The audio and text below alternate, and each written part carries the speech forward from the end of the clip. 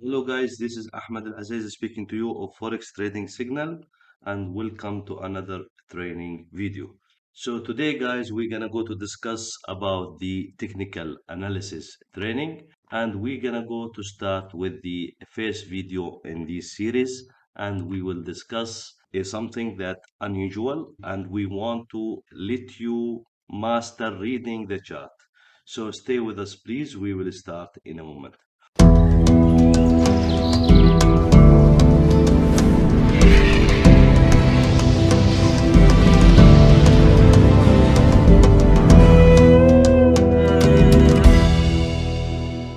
So at the beginning, guys, I'm going to show you the chart and we're gonna go to take some areas from the chart.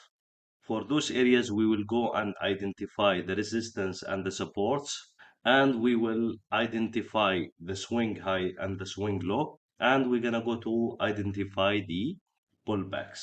So in this video, we're gonna go to discuss the range or the number of candles or the range of the swing, and we're gonna go to discuss also the pullback for the swing.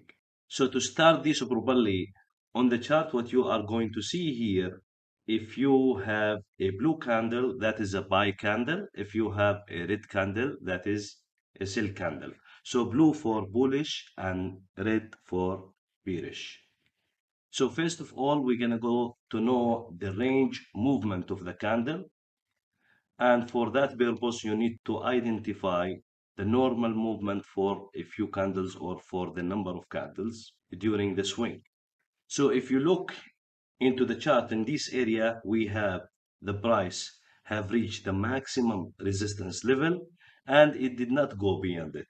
So that means this area is resistance level. However, when I look to this area here, that is the area where the price has reached the maximum low price, and that is the area where the price didn't go beyond it. So we call this a support level. So if I draw a line between the resistance level and the support level, we call this swing low. So now this is a swing low. However, when the price start to pull back, we're gonna go to have also a resistance level. And when that resistance level achieved, then we're gonna go to draw line, and that line now between the support level and the resistance level, we call it a pullback. So when the trend start to move, it's a trending based on swing, either high or low, then a pullback. So it gives you swing, then it gives you pullback. So to emphasize more in this explanation, so here is another support level where the price did not go beyond it. And if you see here also, that is another resistance area where the price, it didn't go beyond it. If you draw a line between them, that is a swing high. So we have identified now the swing low, and we have identified here the swing high. I want you to notice something here. Regardless of the number of the candle we have in the swing, whether it's swing high or swing low, that doesn't matter. The most critical thing or the most correct thing to say is the range between the low price and the high price, the difference between the low price and the high price. It's not the matter of the number of candles. So if you calculate the number of candles in the swing low here, you can find that those are almost like 14 candles. However, the range is less than the swing high here because the difference of the price between the resistance and the supports is more. So it doesn't matter if you have too much number of candles, whether it's bearish or bullish. What is mattering here is the movement or the difference between the low price and the high price.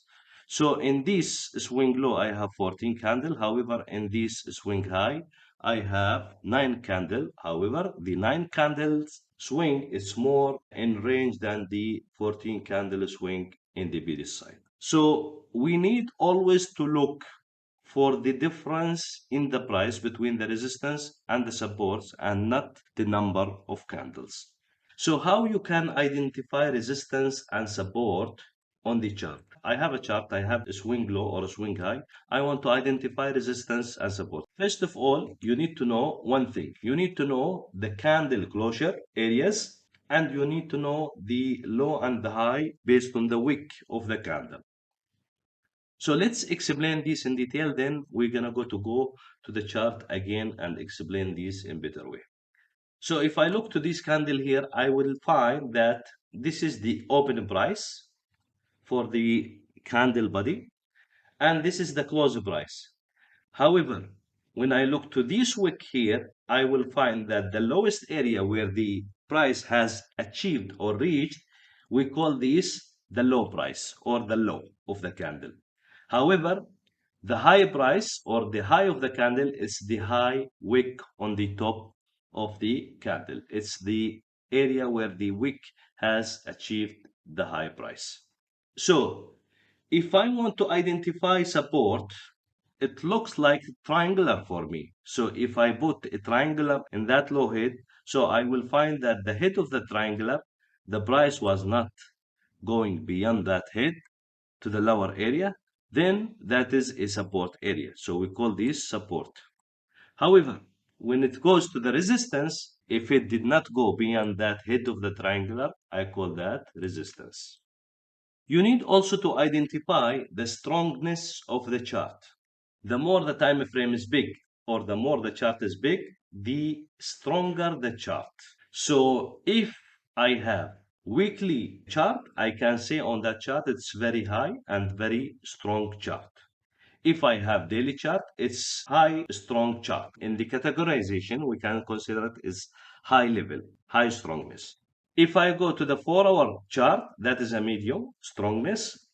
If I go to the 1-hour chart, that is a standard strongness, and so on.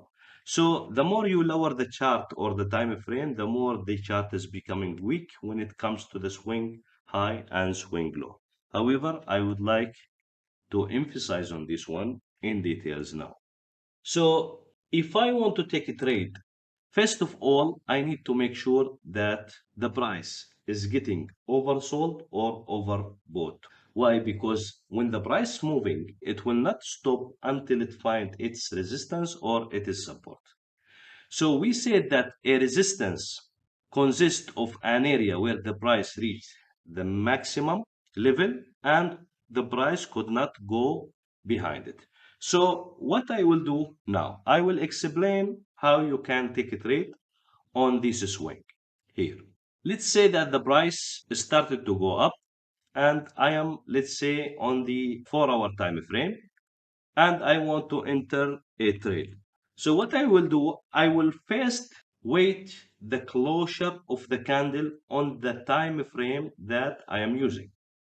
So let's take this candle here and see whether we can trade. First of all, this candle has broken this level, so I will ignore it. I will not trade it. And it's only one candle, and the range, let's say it's $15. So $15, first of all, I know that the range of the gold is almost between the $20 up to $60 movement a day. So $15 it's doubtful. So I don't want to put my money in risk. So I will ignore this candle and I will wait until the price move more in one direction. So I will not take this first because it's breaking a resistance level. Second thing, because it is not within my normal range. So what I will do, I will wait the next resistance, which is equivalent to this resistance in this area. So if you see this area here, now I have a price moved almost like $30. However, I have also a candle where the price closed here and I have the wick has reached this high level. So what I can do now, I can make my entry here and I can put my stop loss here. If you calculate this stop loss, it is almost, let's say, like $2 stop loss or maybe more. However, now if my trade hitting stop loss, I'm losing $2. However, if my trade is succeeding, I'm going to take 25% first take profit, then 50% second take profit or take profit number two, then I will take 75% for the take profit number three. Now my risk to reward ratio it's almost 1 to 3. So let's say I have had a trade failure and I have hit stop loss. Now the price started to move up, and let's say that I have taken my second trade here after the stop loss, and I have placed my stop loss here, and this is $2. Again, I'll apply the same three take profits for my profit, and let's say that the price start to hit my stop loss. Now I'm losing $4. So let's take the second candle here, and let's place here a trade, and let's put here stop loss at $4. So now I have taken my trade. Now from this swing, I am aiming for 25% and 50% and 75%. So now you can see here that the 25% is achieved and I can set B. B means break even. When we say B, that means break even, and break even means move your stop loss after the entry by 5 pips. So you can have zero risk at trading. So now if I take my entry here, my stop loss here, and I am aiming for this swing for 25%, then 50%, then 75%. And now you can see that I am achieving 25% and my trade still on B. So I can close take profit number one, and I can aim for take profit number two and take profit number three. Finally, to summarize on this video, I just want you to identify the swing high and the swing low. No matter of the number of the candles, don't be attracted to the number of candles. You need to calculate the difference between the resistance and the support and the range. So in the gold, guys, the range between $20 to $60. So if I want to play within that range, you need to make sure that whenever you are entering trade, you are achieving a resistance or support. So if you have a previous support and the price reaching that support level, yes, you can trade. If you have many candles and that many candles achieving the range of the maximum swing high or low, then you can trade. So I want you to take in your concentration the wick of the candle and the body of the candle and the closure for the candle. So the more the wick is long, the more your stop loss being bigger. So in the chart, you need to identify the triangulars and the areas for the support and the resistance.